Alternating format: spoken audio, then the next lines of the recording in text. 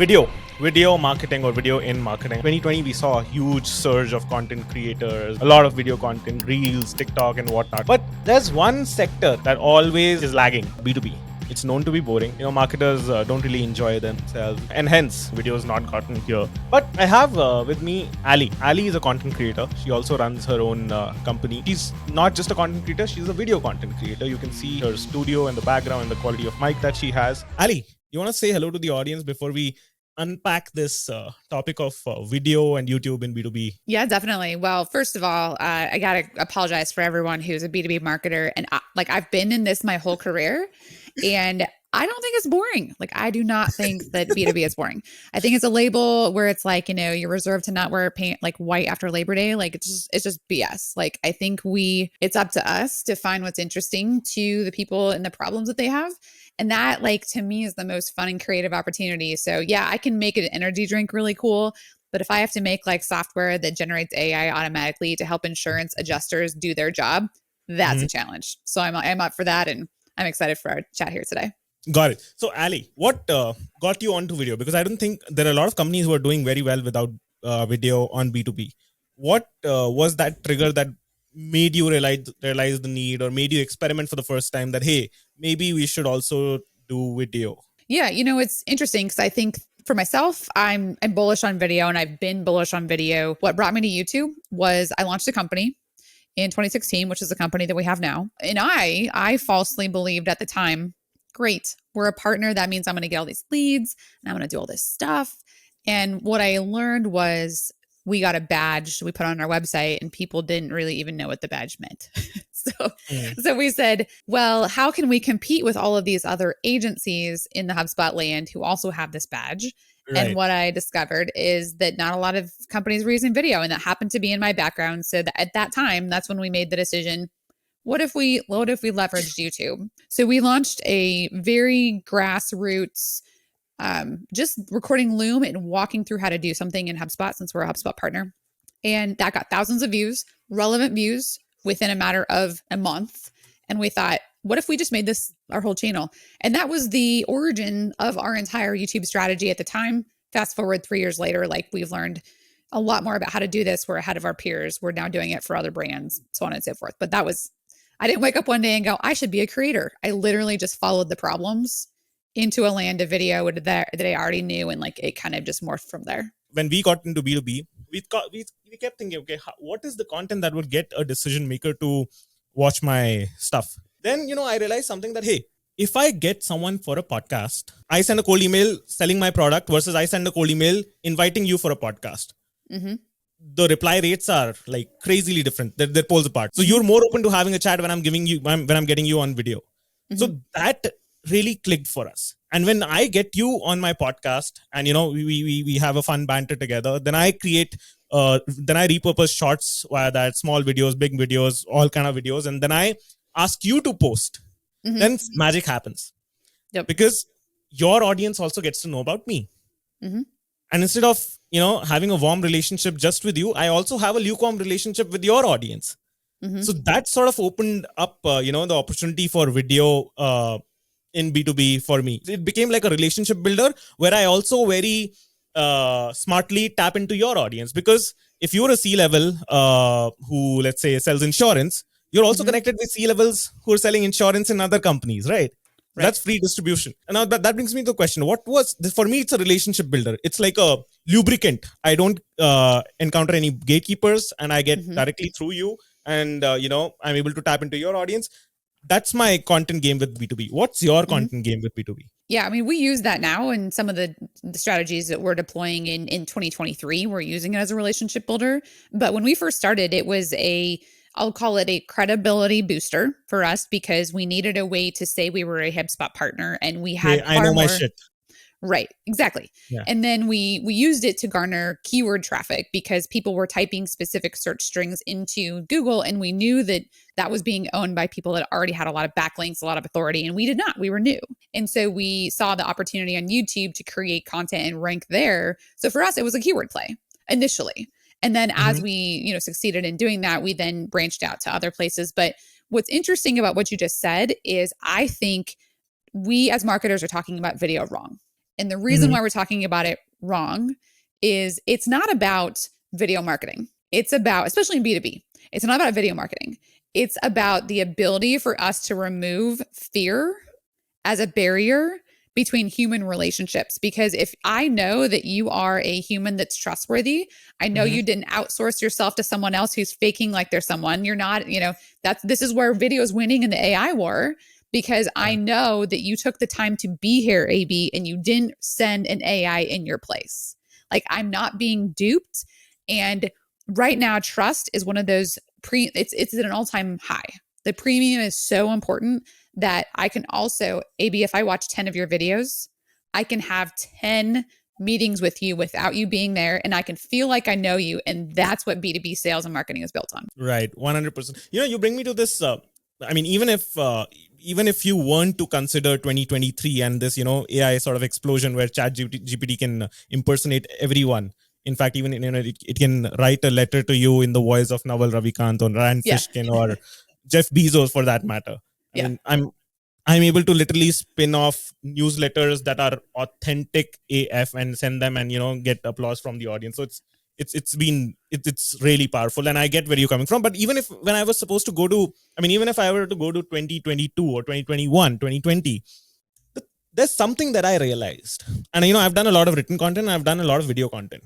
The moment you put your face out there, yes, the moment you're talking to, this is something not just in B2B. This is something I've noticed on Instagram pages of consumer brands as well. You have an Instagram page of a consumer brand, that has all the fancy posts wishing you holidays and whatnot, being nice to you, let's say a Walmart. And then you have a creator.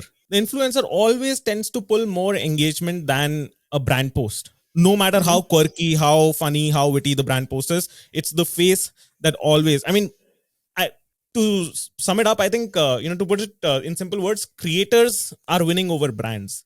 The face wins over brands. Have you noticed that too? B2B lags behind B2C. They always tend to have the strategies first, the most creative things.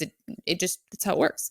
B2B is now having this conversation in the C-suite of, should we be using influencers? And that's a fancy way of saying, how do we find humans to represent our brand in a way that makes people want to connect with us? Because nobody raises their hand and says, wow, I really hope that I interact with Wells Fargo today. Like, nobody says that. It's just the brands are a vehicle for us to do our things and live our life. And especially in B2B, where, again, nobody wakes up and says, man, I really hope I find a better calendar booking software today. What we say is, why am I sending this email back and forth a bazillion times when someone can just book a time on my calendar?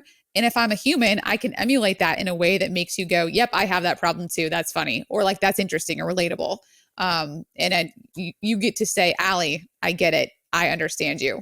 Plus, there's, I don't know who, don't quote me on the research. There is studies that show what your brain does when you see a human face. Your brain changes. There are things that happen when you see a human face versus just read text. For sure. I have greater affinity to your company than your website would have ever built. Talking about you. Absolutely. Talking about us. Yes, absolutely. Same thing. God. Yeah. So let's do a sort of a live social experiment. I'm going to name a few brands and tell me if there are any humans attached to the brand that come to your mind. Okay. Drift. Dave, I can't say his last name. Gebhardt? Something like that? Yeah. Yes. Yeah. He stands for Drift, right? He's left Drift probably a year He's not even there. Ago. He's not there. But he was the face of that company because of his thought leadership. Right. Okay. Moz. Oh, Rand Fishkin. HubSpot. Dharmesh and Brian Halligan. Okay. ABM. When I say ABM, does someone come to your mind? ABM. No, not well. Evidently, you should come to mind, AB, because if we're doing with podcast marketing, no, I don't have a person that comes to mind at the moment. But I think of Terminus as a company, and fortunately or unfortunately for them, like that's what I think of. There's a special place in mind for all these human-led or creator-led B2B brands. I'm sure B2C has seen enough case studies of this, but talk about Refine Labs for that. The only agency that I can think of that does great B2B are handful, and Refine Labs is up there. I haven't even seen their work. I don't know what their scope of work is, but you know who I'm talking about when I'm talking about Refine Labs. Yeah, Chris Walker, for sure. Yeah, it's really out there. So what B2B, the HubSpot playbook that's been out there for a while. HubSpot preaches inbound marketing, and Mhm. they started back in 2010, 2012. That primarily means SEO led content marketing. Now, SEO has proven its mettle in B2B.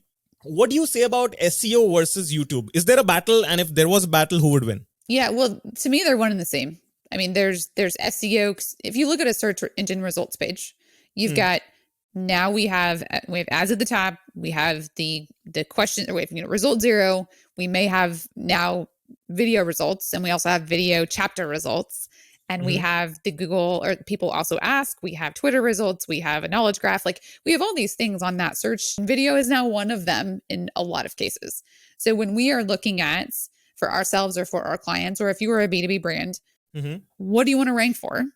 And what is showing up on that results page? And are you going to have a ton more backlinks to register yourself as even a competitor on that page?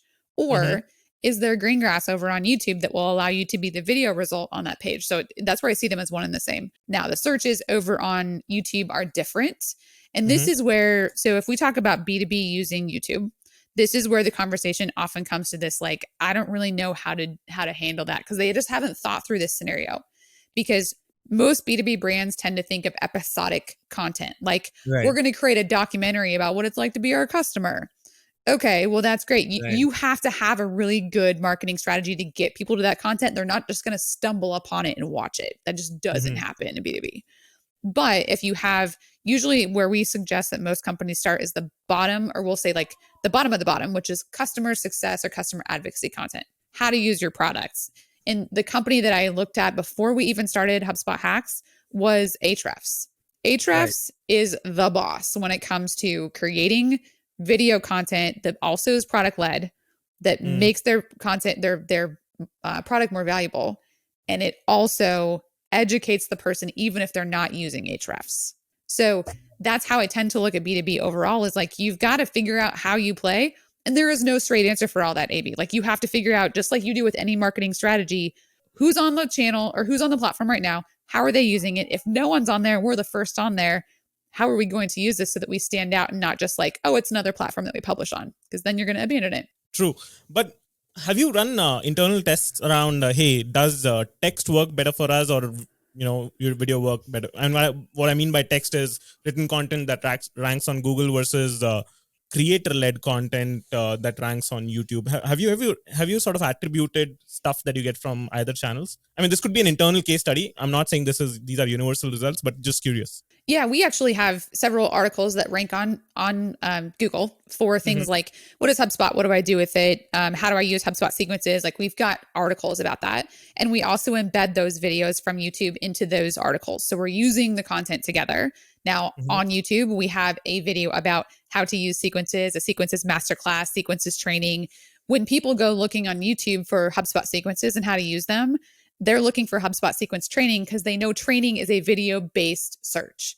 So our video over there Right. is HubSpot sequences training, but it's covering the same content. So we're addressing the search from two different ways, and we are using the content together because I think this is how I'm approaching a lot of our content these days, and that is we need to cater to people in the way that they learn.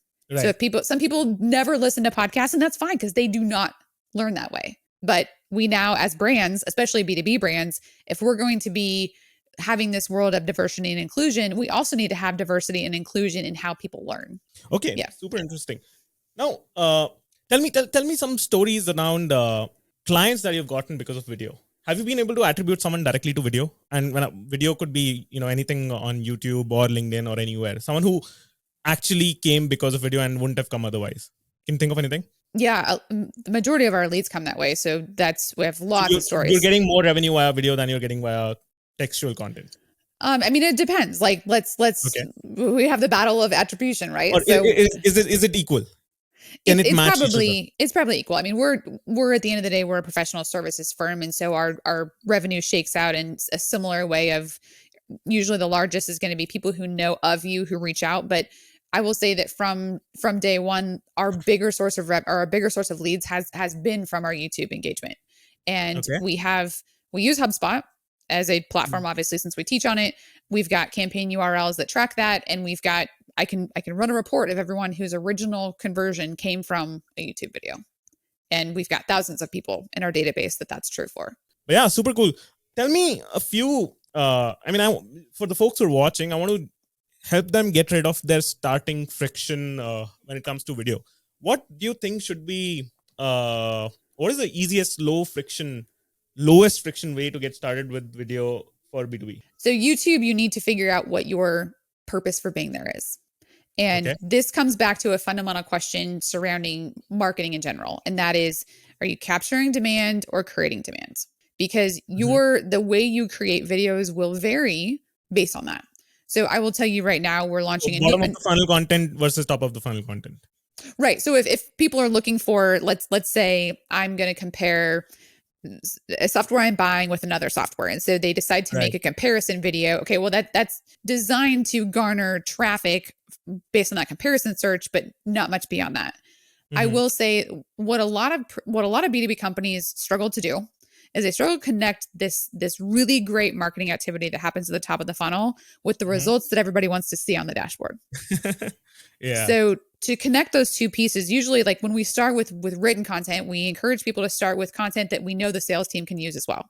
So if you're looking at the vast expanse of YouTube, if there is search potential there, you need to figure out what those searches are.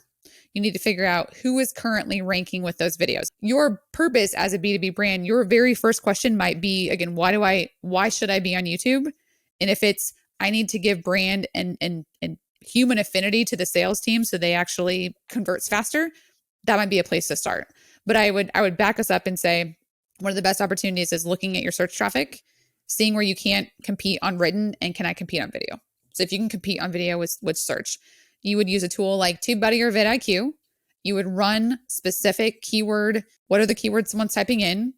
What's currently ranking? How many searches a month are there? And then what are the ways we need to create that content to initially start there? Do you need a bunch of equipment? People typically go to equipment first. Like I need a microphone and a camera and all the things. I've seen far too many people create terrible videos that have excellent audio and video quality and nobody wants to watch them. Nobody. Because they haven't thought about how to structure that. So I would start with the fundamental purpose of that YouTube channel and then worry less about the video itself until you figure out exactly what that should be. And you're going to have to, how do I say this nicely? You're going to have to kind of suck for a bit. You're going to have to be okay with not having the most perfect execution right away. Be kind to yourself in the beginning. Yes, absolutely. Well, okay. So let's talk about that. As a B2B company, we are scared to show our vulnerability. Like we are scared. Yes. And that if you're going to embrace YouTube, and again, the barrier for entry is high and there are brands that are just not going to do it because they cannot deal with this volatility that I'm talking about here. And by saying no, you're essentially saying, I'm just not going to address this entire market that's sitting out of my front door. I'm going to choose to pretend they don't exist. But the reason you're pretending they don't exist is because you hope that they don't see your blemishes. Right. And let me tell you, everyone already knows you have them. Like you're not telling me something that I don't already know.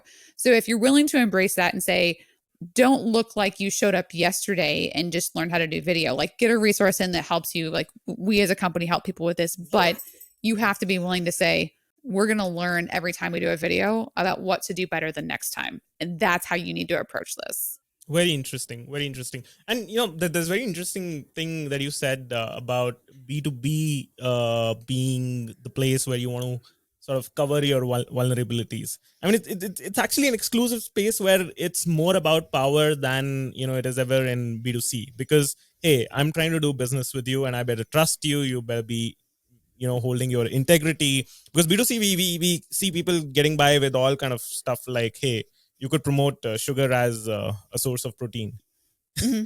I mean, a lot of chocolate bars do that, and protein bars aren't all that cool. And you could get by saying that, hey, maltose. I mean, there's some sugar alternative that's more harmful than sugar. I mean, there's a lot of stuff that happens in B2C, but B2B is a dicey place, mm-hmm. and that brings all this guardedness in us, mm-hmm. and people are so tuned to being professional that they wouldn't deviate from their script. Yeah, I think that's hard to look at, especially. So I'm going to give you examples like McKinsey. So McKinsey is a huge consulting firm. They could talk about whatever they wanted to and be as professional and polished as they need to be because they have millions of people that follow them on their social platforms.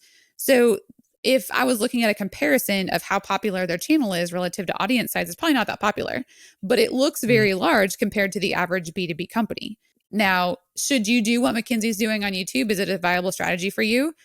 I will say if you create videos like theirs, you'll look nice, but people are not going to watch your videos because you do not have the brand credibility of whenever you open your mouth, they listen. Right. That's what McKinsey has. They have brand affinity for being very smart people. So they are at the luxury of creating a video about whatever they want and people will watch it. Right.